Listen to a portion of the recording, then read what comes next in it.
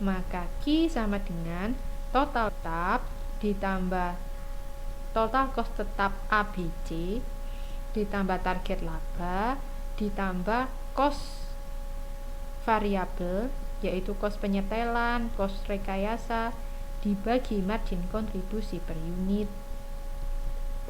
Oke, sama dengan 50 juta total cost tetapnya punya ABC ditambah 20 juta target laba ditambah 1 juta kali 20 ditambah 30 ribu kali 1000 dibagi 20.000 dikurangi 10.000. 20.000 ini adalah harga jual per unit dikurangi 10.000 adalah cost variabel per unit.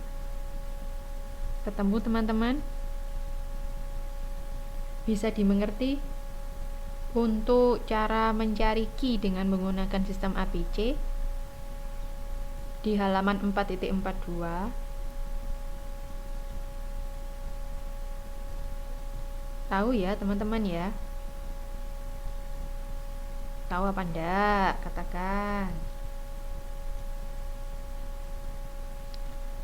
Sehingga Q sama dengan 12.000 unit.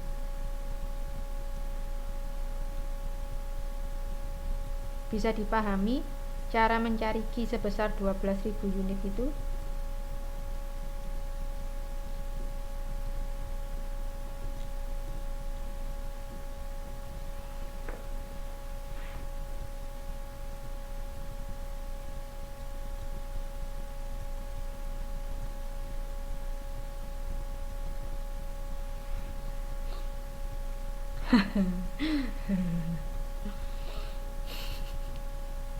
Oke. Ya udah di apa namanya? Di baca-baca lagi aja Mbak biar nggak terlihat panjang. Ya Mbak Triani sudah bisa ya. Ini kalau pakai ABC, sedangkan kalau pakai tradisional lebih singkat, yaitu total cost tetap ditambah target laba dibagi margin kontribusi. Cost tetapnya 100 juta ditambah target laba 20 juta sehingga menjadi 120 juta dibagi margin kontribusi sama dengan 10.000, maka Q-nya yaitu 10.000 unit. Begitu teman-teman. Jadi jumlah Q-nya berbeda jika menggunakan pendekatan atau metode yang berbeda. Kalau ABC Q-nya sama dengan 12.000, kalau pakai tradisional Q-nya sama dengan 10.000. Itu. Sampai di sini ada yang ditanyakan?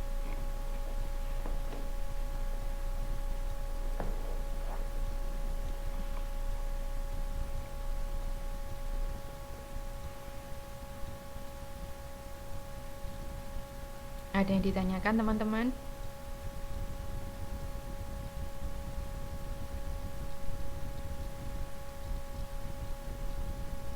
Oke.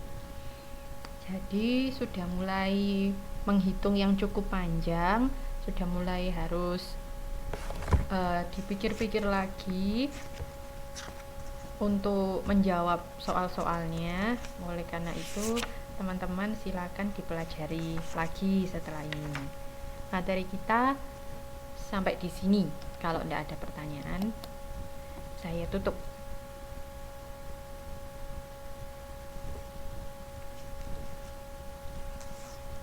Mbak Nurul, ada yang mau disampaikan?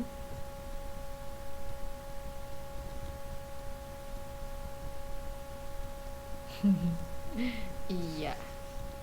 Sebenarnya rumusnya cuma satu atau cuma dua lah, yaitu misalnya laba, rumusnya itu laba sama dengan pendapatan dikurangi cost. Inilah teman-teman sudah tahu semua toh. Ini kan sudah sangat umum. Nah, pendapatan itu apa? Pendapatan itu sama dengan P dikalikan Q. Kos itu apa? Kos itu sama dengan kos tetap. Kos tetap ditambah kos variabel.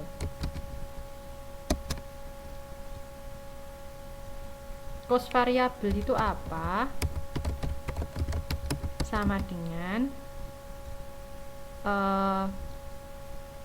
kos variabel per unit dikalikan Q.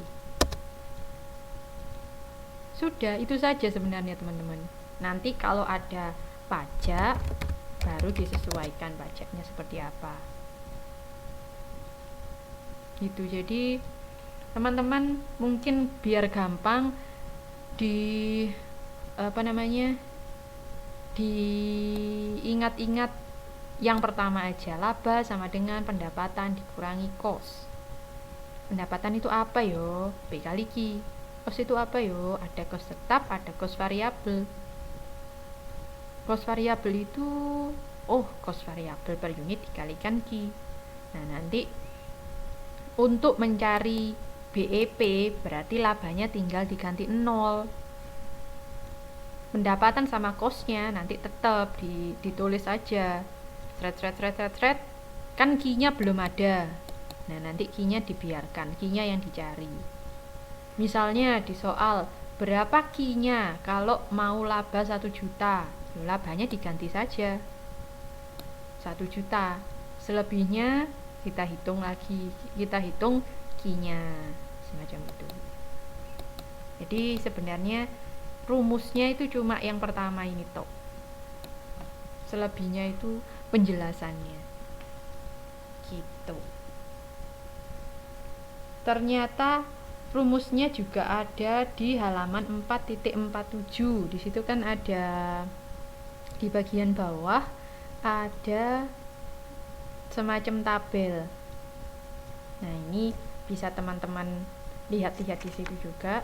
Mungkin kalau mau menghafalkan rumusnya. Gitu. So, sampai di sini ada yang ditanyakan?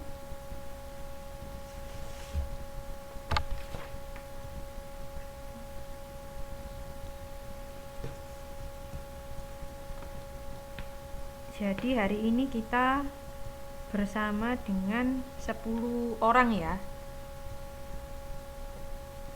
Oke. Saya absen lagi.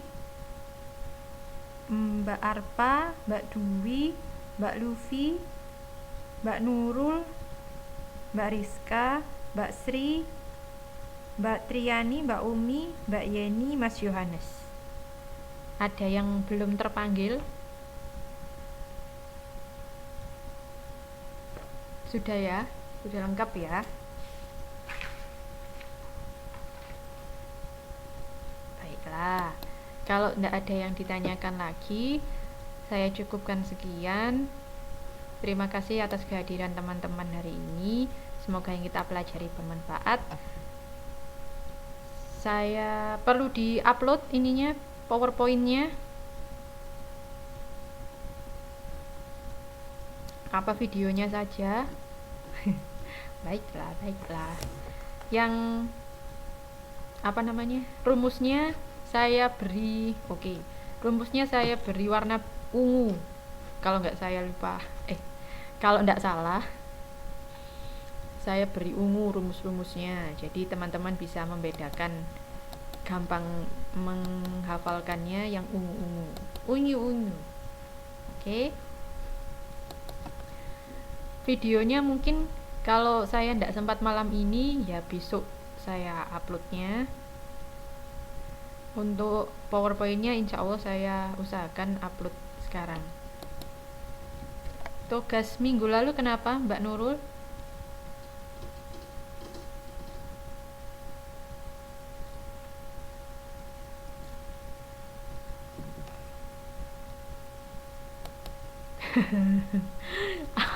Kenapa pusing Mbak?